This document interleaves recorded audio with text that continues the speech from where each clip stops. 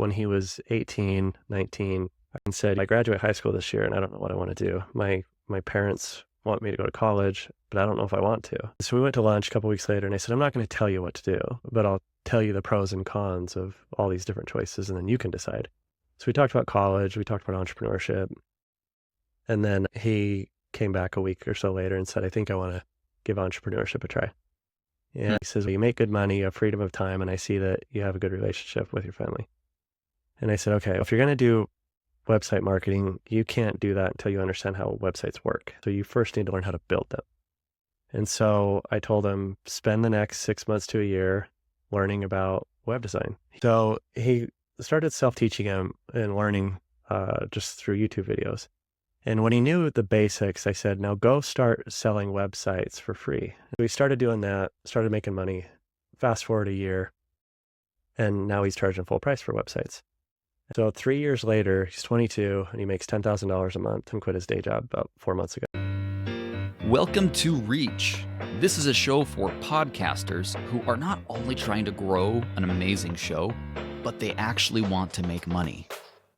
I'm excited to share with you the secrets that I've learned along the way, as well as introduce you to some amazing guests who are going to really help you take your show to the next level. I'm your host, Brunson Smith. Let's dive in.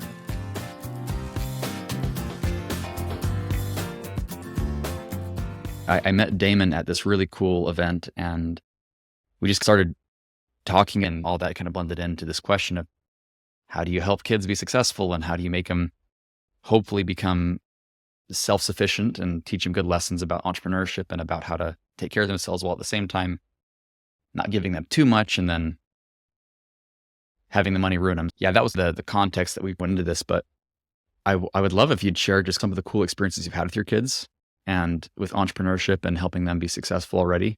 What kind of cool things have you guys done? Yeah, there's a lot we can cover, and there's been a lot of updates even since we chatted. I'll give Cool. a quick background as well, just give the listeners a little bit of context.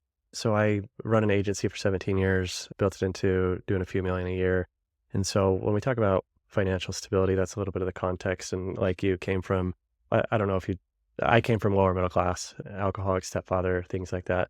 And so those are part of what we got talking about.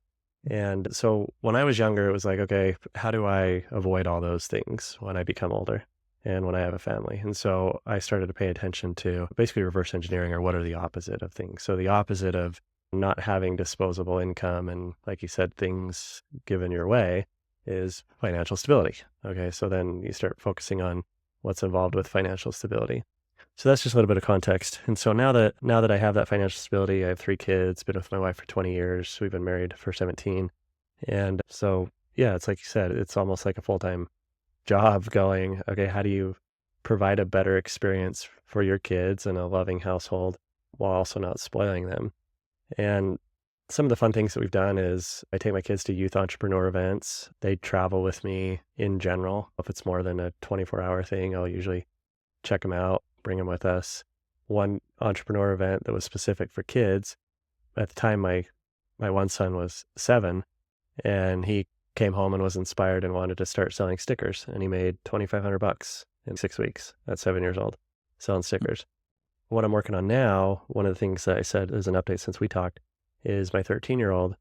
He had an opportunity where there was a class that contradicted with what's interesting is when your kids get older and they start getting into school, you start to see the curriculum and the standardized curriculum where it's that there's not a lot taught about entrepreneurship, and there's not a lot taught about critical thinking. There's not a lot taught about how to Agreed. balance your finances. And so as my kids have been exposed to all these cool things that we do and meet other people that have had success and freedom of time, and they start to see the standardized curriculum that boxes your mindset in, now they're starting to question it. And so that's been really interesting for me to see that my kids start to develop that awareness of these imposed limits that other people don't realize, that society, whether it's intentional or not, doesn't help you think to do bigger and better things. And so he started to have this internal conflict about not liking the paths that were discussed in school, which was effectively go to college, get a job, the end. Those were the only Right. options. And so there's nothing wrong with college and there's nothing wrong with the day job, but he started talking to his teacher about, what if I want to start this business and I want to do this cool thing? And he just Right. started getting shut down. And so that was defeating for him, where there weren't other ways that they would talk about. And so we chatted with him and his counselor, and I said, what if we did partial homeschool? So just in the last 6 weeks, my 13-year-old checks out of school every other day for half the day. And Mm. this has been really awesome because I've been wanting to support him in entrepreneurship, but at the same time, I have to be realistic about my time that I can commit, that I can actually be present with him to help him with that while also not getting behind and stressed out on the things that I have to take care of. And so this has worked out great. So the last couple of weeks, him and I get together every other day for about an hour and a half, 2 hours. And he started building an online skateboarding apparel brand. And so the first couple of weeks, we focused on who's your avatar, who's your ideal buyer, what are you going to sell? Then we started going through and going, okay, how do we find a white label drop shipper? What is a white label drop shipper? Do you want to build your own inventory? Things like this.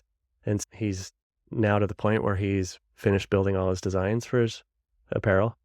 We launched a website, connected it to the drop shipper, and now we're getting into marketing. So now he has his product ready, and now we're going to start teaching him about marketing, and he's building a full-fledged apparel brand. It's So been really cool. how much of this is he doing? Are you standing over his shoulder? Are you saying, "Hey, let me plug this in here"? What does that look like when you're coaching him through this? So he does it, and so he's in the driver's seat, and I'm just sitting behind Mhm. him.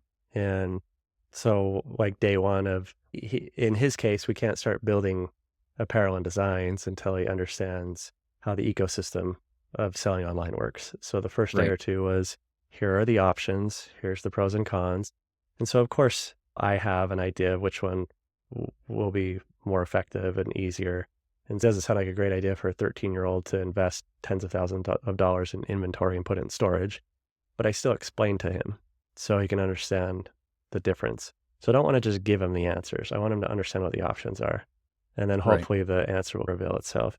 So we go through and we're like, here's our options. You can buy inventory, get a relationship with a manufacturer, take the risk and front the capital, or we can go through a drop shipper. And here's what a drop shipper is. We find somebody that white labels it. Mhm. You have no money up front, less risk, but you have fixed profit margins and things like that. I educate them on the ecosystem first. And then after that, it's okay. Now let's go find a drop shipper that does this. So then we spend a day looking at who sells what products and which of those products align with the type of products he wants to sell. So he's a skater kid, and so he wants to sell skateboarding types of products. And so we have to go look at what dropshippers sell those. Then that means process of elimination, where it's okay, we don't want that dropshipper because we're not selling coffee mugs. And we don't want that dropshipper because he's focusing on boys' youth products. And so that Mhm. one's adults or it's women's products. And so then we identify 2 or 3 options, and then we go, okay, let's look at which ones ship international, which ones have flexible profit margins, which ones can you customize the color of your logos. And so we finally narrowed it down to one that had the best options. And that's cool. Now you get to start learning Photoshop because now you need to start building your designs. And so then I taught him Photoshop. And then after he learned Photoshop and learned how to create designs, then he did different version colors of his logo, because if his logo's dark, that'll go well on a white hoodie, but it won't go well on a black hoodie. So now he needs to learn how Right. to invert the colors. And so it's just step by step helping him understand that this is a giant puzzle. And then here's how all the puzzle pieces connect. So I'm trying to do it in an ascension path where he can understand why the next thing is related to what we just completed. And so now that he understands the ecosystem, has a drop shipper chosen, knows why he chose that drop shipper, built all the products, selected all the products, added all the logos, added the logo variations. Now he can get into creating market awareness. And so opens up another potential path in this conversation, because as we're focusing on how do you build market awareness, then it's okay, we need to create videos about the products, or in this case where his audience is people that skateboard, we're going to create skateboarding tutorials and FAQs. But then I'm hypersensitive about my kids' privacy. So now we're having discussions of at what point does he have autonomy to disclose his identity? Because historically, I talk about my kids all the time, but I never show identifiable pictures. I don't disclose their names. So it's at Right. what point do we start to have that gray area? And so it's been an evolving kind of thing, but it's where we're at now. What an like the coolest thing. I think back to my own experience. I don't know if I mentioned this, but I was homeschooled. About half of my K through 12 academia was homeschool. And I'm fortunate. I always got really lucky because my parents they didn't really know what to do with me. So they said, just go read a lot of books, which ended up Mm, being the best thing that I could possibly do. But I think it would have been so cool to have had that kind of just someone right there with me, like literally side by side building something. He's now leagues ahead of everybody, right? And that's just such a huge advantage. And it's not like you told him this stuff, because that's helpful too, right? You could tell him, hey, here's what I did, here's how I did it. But you like made him sit and probably do the keystrokes himself, right? That is viable skills. And I just think I think that's such an awesome way to go about it. One of my big questions is, let's say he just kills it, right? Let's say he's just pulling in tons of money. Maybe that's relative for someone his age, but he's pulling in 10K a month. And how do you plan to deal with that? And I guess the reason I'm asking that question specifically is because I made a lot of money as a teenager, a young teenager. mhm. And I had this feast or famine mentality. Is, oh, I'll go make a bunch of money. Then I was like, well, I'm good. I don't need to, why would I keep pushing this forward if I'm just already crushing it? And I already made more Mhm. money than all of my friends. I'm already richer than everybody. I can buy everything that I want. So do you have any ideas on that, on how you plan to sort that part Yeah. out? Yeah, I got some general ideas. Plus, I have another frame of reference. Just before we jumped on, I was on Zoom with my wife's nephew. He's 22, and I've been Hmm. mentoring him for 3 years. And so I get to see him advancing in the position. So I'll give you context on him and then tie it back to my kids. So he's 22. When he was 18, 19, I remember it was the Christmas, his last year of high school. And so he went to my wife at some point during a Christmas party and said, I graduate high school this year and I don't know what I want to do. My parents want me to go to college, but I don't know if I want to. And Hmm. so he, like many people, college is just assumed to go to because that's just a default, right? It's not Right. to say it's good or bad, but you're not really told why, or you don't have an intent. It's just what you do. And so he was hesitant. I don't know if I should or shouldn't. And so it wasn't, he didn't not want to. He just didn't understand. He didn't have a goal if he did. And Hmm. so my wife said, well, why don't you talk to Damon?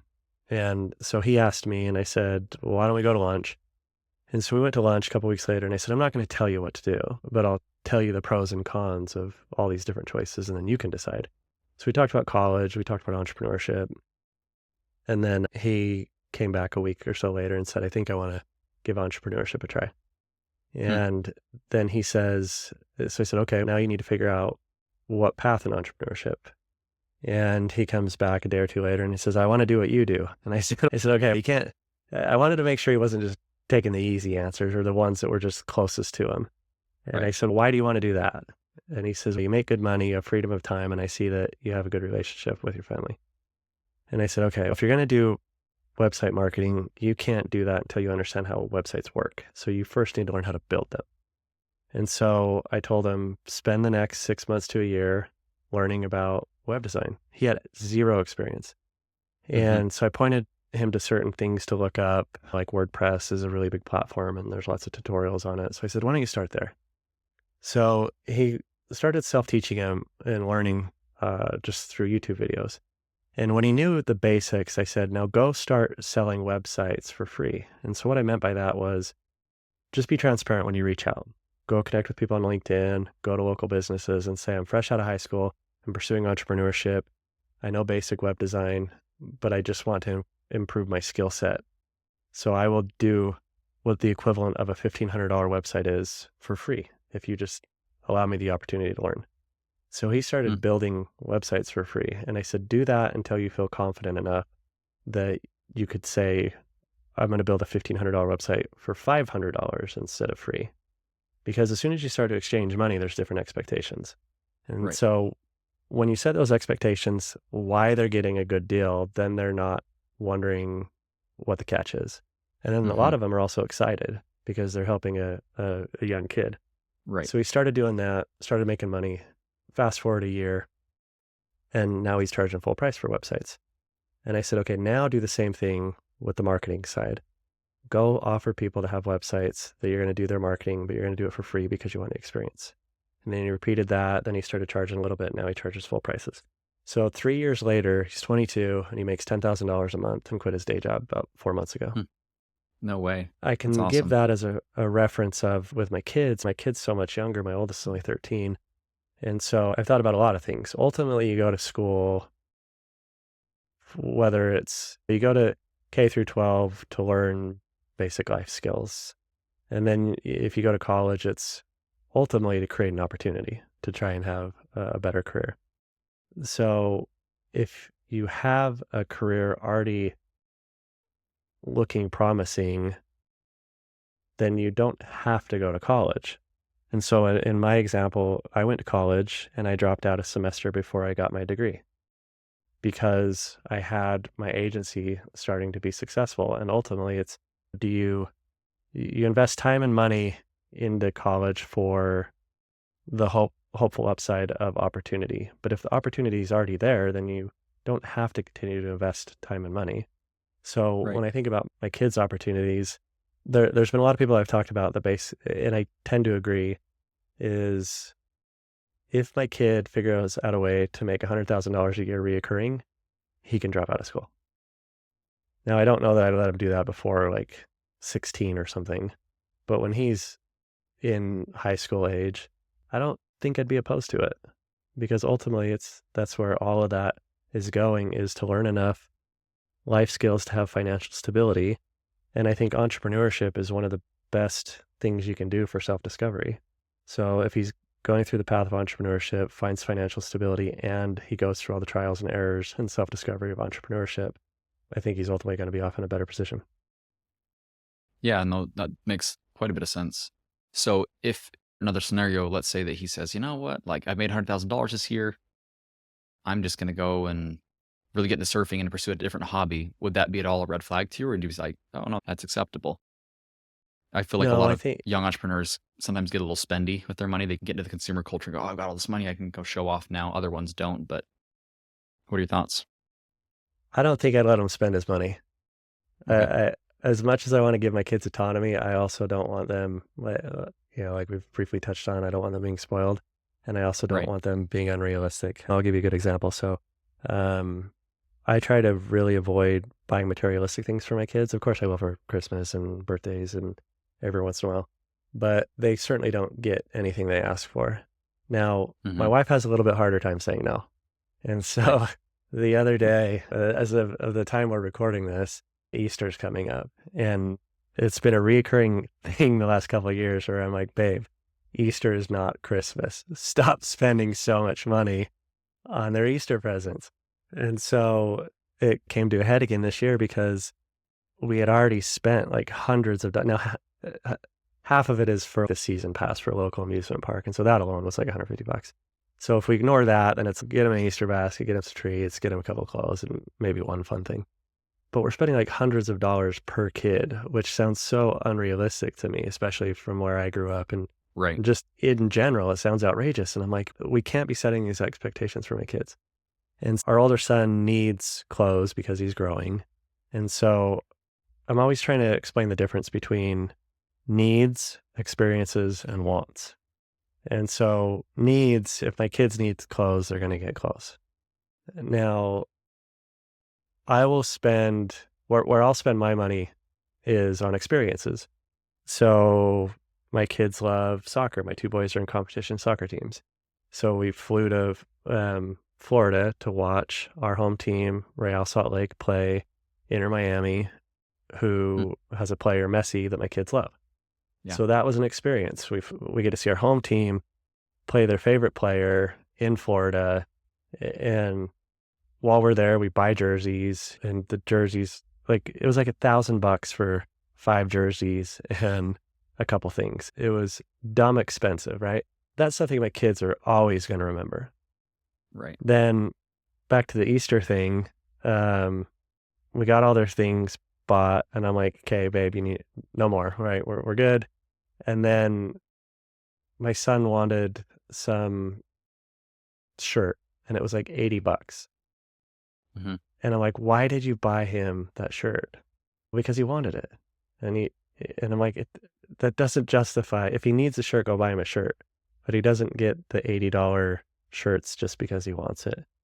So it's this gray area where it's like, can you effectively define wants versus needs versus experience? Anyways, I'm rambling. Back to how the kids spend the money. If he's making $100,000 a year at the age of, we'll say 14, Hmm. well, at least half of that's gone into savings and he has no choice, right? Right. I want him to spend his money that he earned. And so if he wants to be done with his money, then the faster he learns that lesson, the better. So I'm not Right. opposed to him making really poor choices, just not with the majority of the money. Yeah. And there's also something to be said, and this, and I'll share a little bit about myself, but I started washing windows at about 11. And same as you, I mean, I came from a big family. There wasn't a lot of money to go around. And so it was like if I wanted anything, I needed to go out and wash windows. And I was making more money than anyone that I knew, but I was blowing it as it came in. Just, oh my gosh, I Hmm. get to do all the stuff my friends get to do. And I get to go to the movies now. I'd go to Lagoon and had all these cool things I could do finally. And this is where I think I agree with you. I wish that my parents had no regrets this way, but in a perfect world, I think if my parents had stepped in and said, hey, no, like we need to get you, for lack of a better word, addicted to the idea of turning your income back and making your money work for you. Hmm. If it was, hey, take half your cash and we're going to go put it somewhere that returns revenue on its own, that's a little bit of an animal that you're like, oh my gosh, like why would I? Okay, I could buy this really nice car, but if you've already seen the money that comes in passively, it's almost a bit of an addiction, right? You're like, Hmm. why would I buy that expensive a car if I could just put it over here and make it work for me? You see the money differently. You no longer see it as a consumer. You see it as material, but you see it as an opportunity or an experience or education. And yeah, I totally agree with that. I think that's where I'm looking. I don't have kids yet, but I'm looking into the future going, okay, I hope that I'm decently successful by the time I do have kids, and I want to start them on the right path of thinking about money not as just buying a cool new pair of sneakers, right? Yeah, you have to get that itch out of your system though. Everybody knows that you can have money compound and earn interest, but until you make a poor choice and see the tangible Hmm. interest, it doesn't matter. I've told my kids countless times. And so the way that you try to help them see that is a couple ways. One is expose them, like you said, expose them to the concept of investments and compounding interest. And so there's these really cool apps. And so I had my kids download these. They're mock stock market apps. And so you start with $10,000 in fake money, but it Hmm. actually follows the market. And so if you pick an Apple I've seen those. stock, Yeah. it'll follow if you go up or down. And so then the kids can see my kid's fake stock portfolio just crushes my real one. And I can show them like pick the companies that you know and think do cool things and then just let it sit there. And what was interesting is when we first did these stock apps, like the first 3 days, they just lost like crazy. And I said, This kind of sucks, right?" I said, "But I don't want you to touch it. Just watch this for a minute. Or just leave it in there, okay?" And then a week later, it just skyrocketed. And so that was so valuable for them to see the risk and the loss too, but the Hmm. value and patience. And then their $10,000 went to $16,000 in just a couple of weeks. It was crazy. So you expose them to that. And then as much as it's hard to see your kids waste money, I still let them waste their money. Like they get the money from birthdays and things like that because it's important for them to see it creates an opportunity for me when they're throwing the toy away 6 weeks later that's either broken or they don't use. And I said, was that worth your $30?